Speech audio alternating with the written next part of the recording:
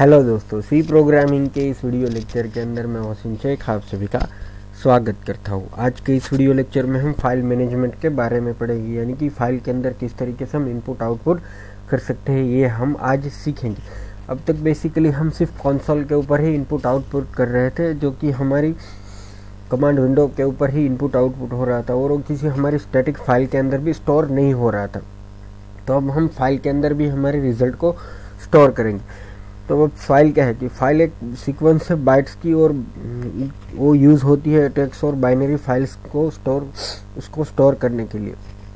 सी programming language हमें allow करता है कि हम हाई लेवल से लेकर लो लेवल यानी कि ओएस लेवल तक के फंक्शन को कॉल करके हम हमारी फाइल के स्टोरेज को हम कर सकते हैं, उसके अंदर स्टोरेज कर सकते हैं।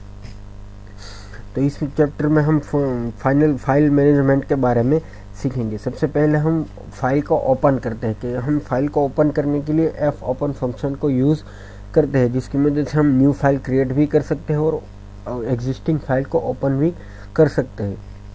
इसके लिए हम इसको इनिशियलाइज करने के लिए हम सिंपली फाइल टाइप करते हैं, उसके बाद पॉइंटर फाइल जो है ओपन हम लिखते हैं। जैसे कि यहाँ पर फाइल लिखा हुआ मैंने, फाइल हम ऑब्जेक्ट लेते हैं कि वो फाइल लिखना पड़ता है। फिर उसके बाद एफ ओपन, यानी कि अब आप अपनी पॉइंटर्स के बाद जो भी नाम देना चाहे अपनी फाइल का वो दीजिए।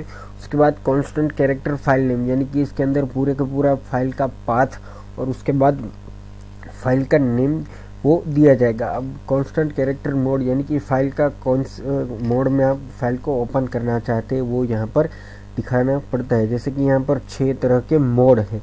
पहला तो है आर मोड, जिसकी मदद से आप रीडिंग पर्पस के लिए फाइल को ओपन कर सकते हैं। फिर दूसरा मोड है डब्ल्यू मोड, जिसकी मदद से आप अपनी फाइल को राइटिंग मोड में ओपन कर सकते हैं। उसके बाद ए मोड, अब ए मोड के अंदर आप अपेंडिंग मोड के अंदर फाइल को ओपन करते हैं। कि अपेंडिंग मोड के अंदर क्या होता है कि फाइल में जो डेटा है वहाँ से फिर से वो डेटा इंसर्ट करना शुरू करता है। जब तक कि फाइल एग्जिट हो, फाइल के साथ प्रोग्राम एग्जिट होता है, वहाँ से वो फाइल को में डेटा डालना बंद कर देता है।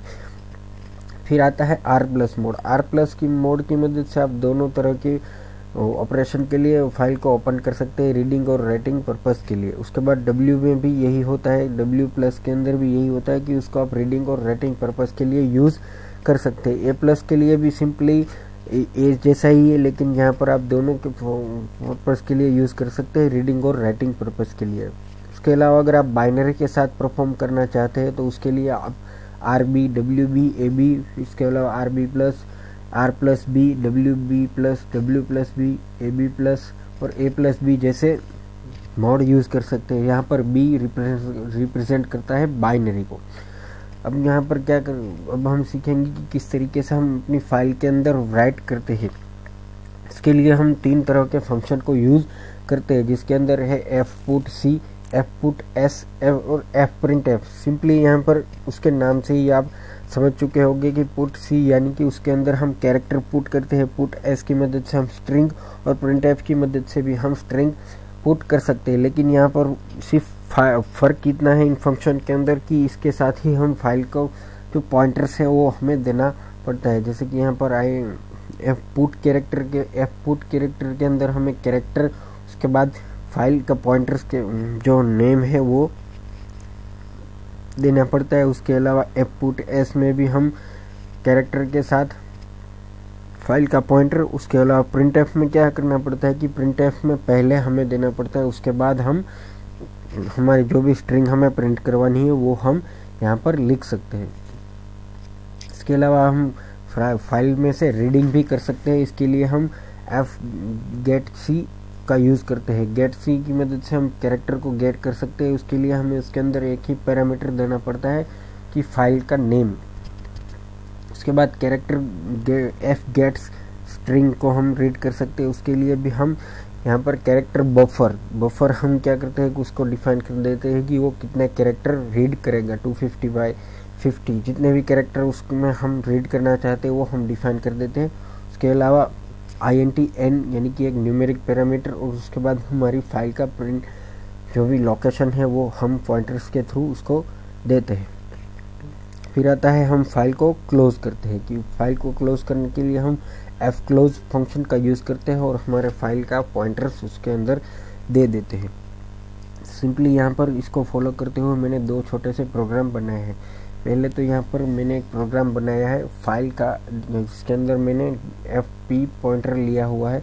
अब उसके अंदर मैंने एक फ़ाइल ले ली कि डी के अंदर एक टेस्ट का फोल्डर है, उसके अंदर test.txt फाइल दी है, उसके अंदर उसको हम W+ मोड के अंदर यूज़ ओपन कर रहे हैं। अब उसके अंदर मैंने क्या किया कि 3 स्ट्रिंग प्रिंट करा दी, 3 स्ट्रिंग की लाइन के। उसके अंदर हमने पहला यूज़ किया fprintf fp, फिर dc test use fprintf function, उसके बाद fputs this text used fputf function, उसके बाद fprintf फिर से fp और सिंपल फाइल प्रिंट फंक्शन। यहाँ पर आप देख सकते हैं कि printf जो fprintf है उसके अंदर मैंने फाइल का पैरामीटर पहले दिया हुआ है, जबकि fputcase के अंदर मैंने फाइल का पैरामीटर बाद में दिया हुआ है। यानी कि हमारी जो सिंटैक्स थी उसके के रूप में हमें यहाँ पर देना पड़ेगा। उसके बाद fclose fp, इसको हम कंपाइल और रन करते हैं।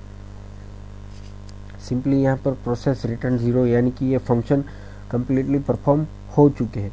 अब हम देखते हैं हमारे डी ड्राइव के टेस्ट फोल्डर के अंदर हमारे टेस्ट नाम की फाइल एग्जिस्ट है। जी हाँ, इसके अंदर ये तीनों फंक्शन परफॉर्म हो चुके हैं। इसको अब हम A+ मोड के अंदर ओपन करते हैं, सेव और कंपाइल करते हैं।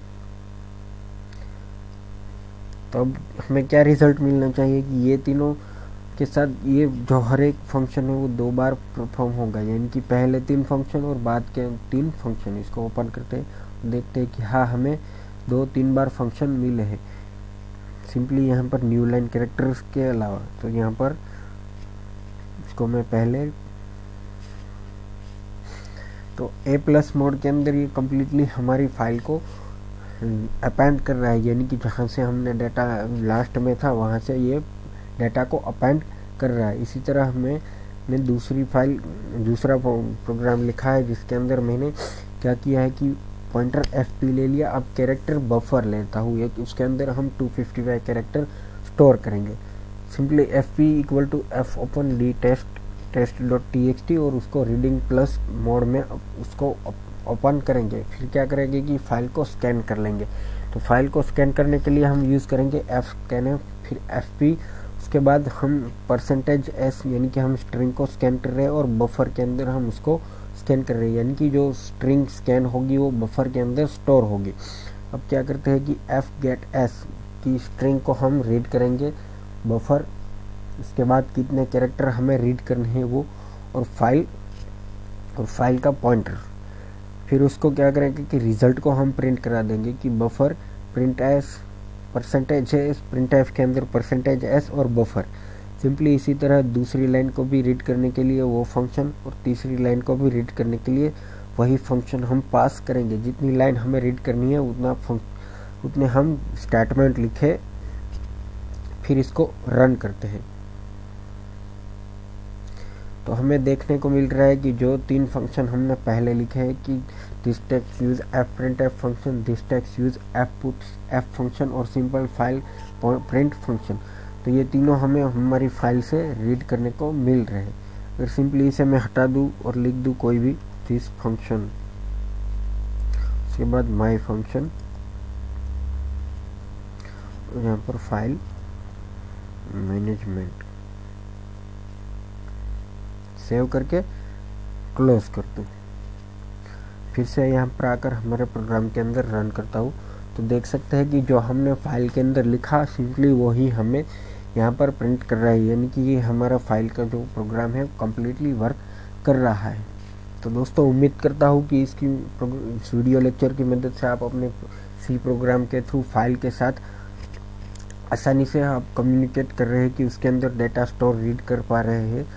आप हमारे YouTube चैनल पर आकर हमें लाइक कीजिए, सब्सक्राइब कीजिए और हमारे वीडियोस शेयर कीजिए। Thank you.